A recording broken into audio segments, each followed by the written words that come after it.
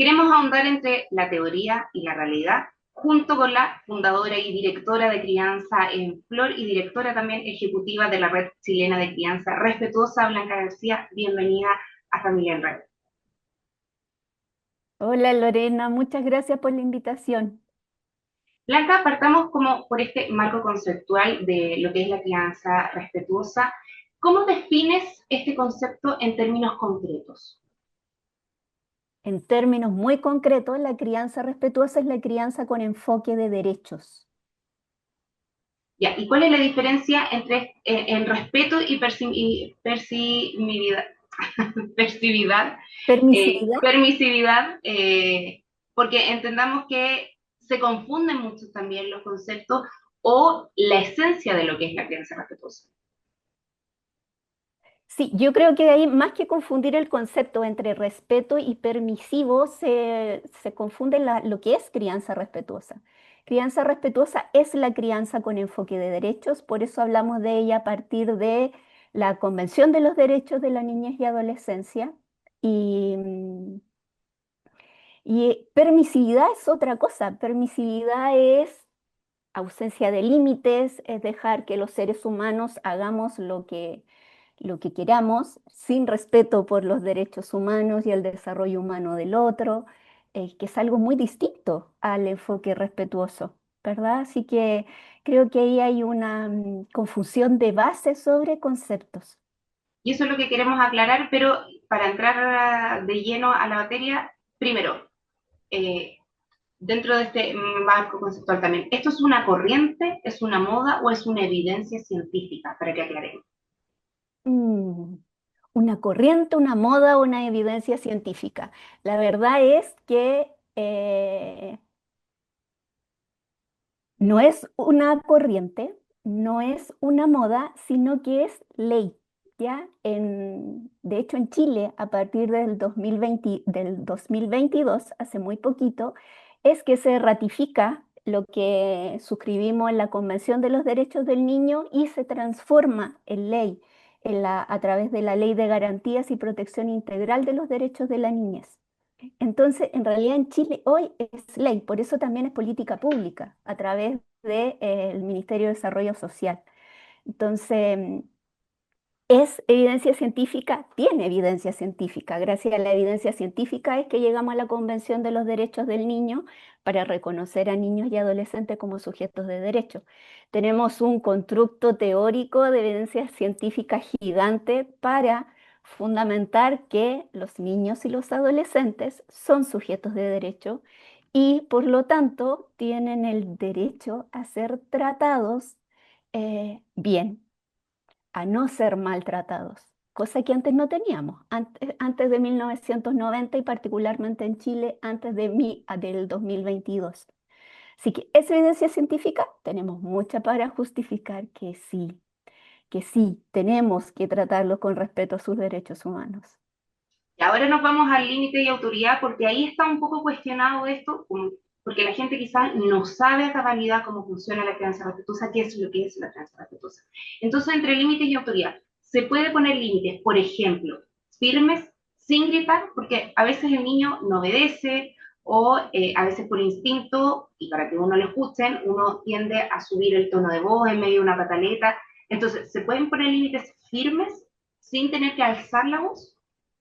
Por supuesto que sí. De hecho, te devuelvo la pregunta. ¿Cómo es que tú le pones límites o cómo te pone límites tu pareja, tu amiga, tu jefe? ¿Te lo hace gritando o te conversas, se construyen acuerdos? ¿Cómo es?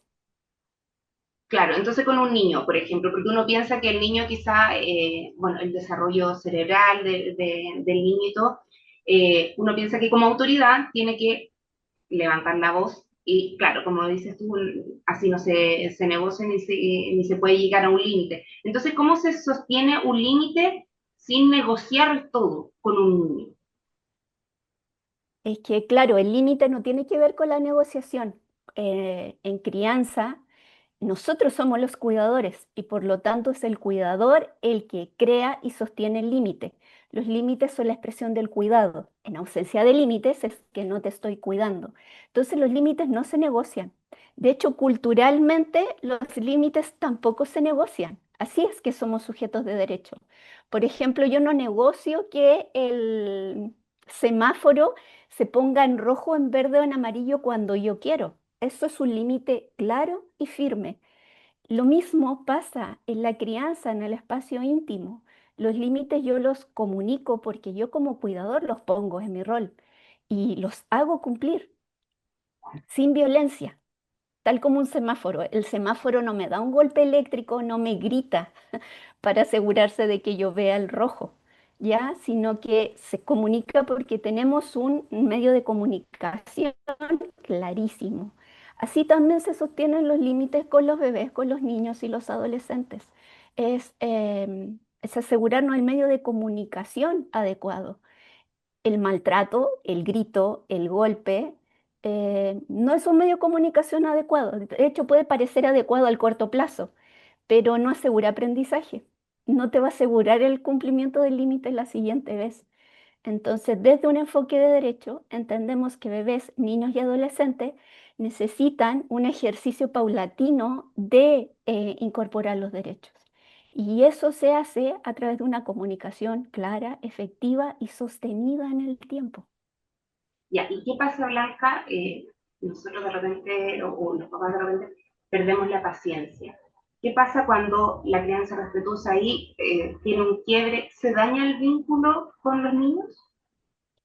Em, Definamos primero perder la paciencia. ¿Te refieres a que si tú golpeas a tu hijo, lo No, no, maltratas? ¿A eso? no hablemos de golpe, hablemos, de repente uno ya está, no sé, que suele pasar, trabajó muchas horas, llega a la casa, está con pataleta y uno grita, por ejemplo. Ok, tú dices si ahí se daña el vínculo. Ya, Exacto. es el, Si ya, rompemos un perfecto. poco de esta crianza respetuosa porque nos vemos sobrepasados y perdemos la paciencia, ¿se daña ese vínculo con el niño? Lo que daña los vínculos no es el error del cuidador, no es equivocarnos. Lo que daña el vínculo es equivocarnos y no reparar, no aprender de los errores. Los cuidadores somos personas, no somos inteligencia artificial, no somos clones de un algo. Entonces los seres humanos nos equivocamos. El error es parte del aprendizaje en, en nuestro desarrollo. Entonces cuando estamos criando siempre es algo nuevo, cada día es algo nuevo. Entonces obviamente nos vamos a equivocar. De ¿Y ahí cómo se hecho, repara? Uno pide disculpas, conversa sobre la situación. Hay ¿Cómo se una puede? estrategia, Ujú. hay una estrategia de disciplina positiva, ya que es un enfoque respetuoso de postura de límites y de comunicación, que nos habla de las tres R's para recuperarse de los errores. Lo primero es reconocer, responsabilizarme y reparar. Te doy ejemplos. Ya. Reconocer, te grité, responsabilizarme. A las personas no se les grita. Y yo te grité, no debía haberte gritado. Reparar. Discúlpame. Voy a poner trabajo de mi parte para poder comunicarte las cosas de otra forma y no a través de gritos. Ahora, O, Blanca, sí. o mira, o importante, Lorena, cuando están más grandes, en el reparar está la construcción de acuerdos. En la medida que crecen, en esta relación de reparaciones, de errores y reparaciones, ¿verdad? Ya cuando están más grandes, los incorporamos. Discúlpame, no debía haberte gritado. ¿Se te ocurre alguna forma en que podamos relacionarnos no a través de los gritos y no lleguemos hasta este lugar? Y ahí los incorporamos. Tienen ideas brillantes. Perfecto. Ahora hay otra línea muy importante que es la coherencia dentro de la pareja para esta crianza respetuosa. ¿Qué pasa Ujú. cuando una mamá y un papá no están alineados dentro de esta crianza? Lo primero, se quiebra el vínculo de la pareja, porque aquí estamos hablando de una crianza con enfoque de derecho. Así que estamos hablando de una postura ética y social respecto a los derechos humanos. Entonces, cuando un integrante de la pareja está bajo de un enfoque, desde un enfoque de derecho, de una comprensión de ciudadano, de ser humano al que se le respeta, y el otro no está desde ese lugar, es súper difícil de conciliar, porque ahí hay es que te pasas al otro lugar, porque el otro si no está de acuerdo con un enfoque de derecho, que es el enfoque democrático, respetuoso, el otro debe estar en cualquiera de los tres que nos quedan, ¿verdad? Como pensando en los estilos de crianza. Entonces, si el otro no está de acuerdo con eso, ¿desde dónde cría? Desde el autoritarismo, que es violento, ¿verdad? Donde la obediencia y la sumisión son sus valores. O bien está del punto de vista permisivo, donde hay ausencia total de límites y de cuidados. O está de la negligencia, que es el estilo de crianza que abandona, se lava las manos. Entonces, no hay compatibilidad, de verdad. O sea, no No nos se puede entendemos criar con bien. estos estilos distintos, digamos. Es que cómo crías con un otro que es violento y tú estás desde un enfoque de derecho. Claro, ¿Cómo pero crías pensando, con por un ejemplo, otro en padres que separados, abandona?